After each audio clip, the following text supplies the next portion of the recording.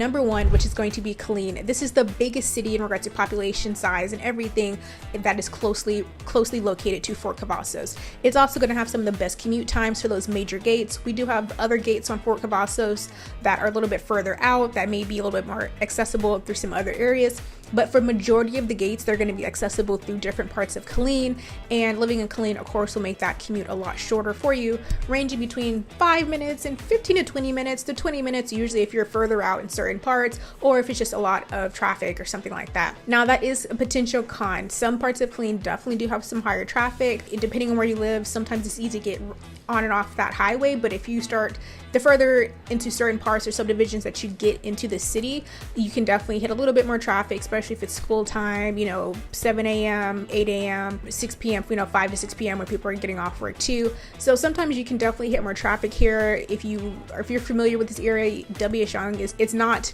a highway, it is one of our main streets, but it can get just hectic just because there's so many stoplights, and you're kind of going, you're stopping, you're going, stopping, going, stopping. So that's what really starts to eat up the time with that. Now, the con of the area too is, although it is our largest one and there's a lot of new neighborhoods, there's a lot of older neighborhoods too. So statistic wise, you'll get a lot more data points, and sometimes the more troublesome data kind of comes in from the Killeen side, again, because it is the older city, the largest city too. So of course it just naturally has a lot more data in it.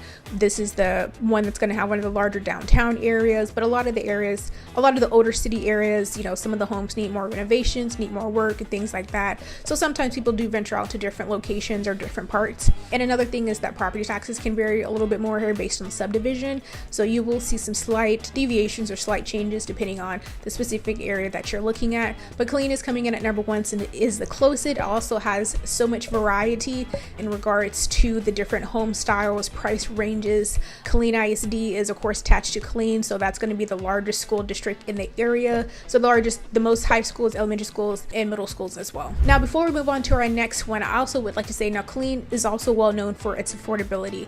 This one and one of the others that we're going to talk about are definitely going to be the top ones for affordability, and again, giving it that wide range of home selections regardless if it's for purchasing or for renting. So a lot of times that's also what keeps people here, is that the affordability is a lot more tangible for a lot of buyers.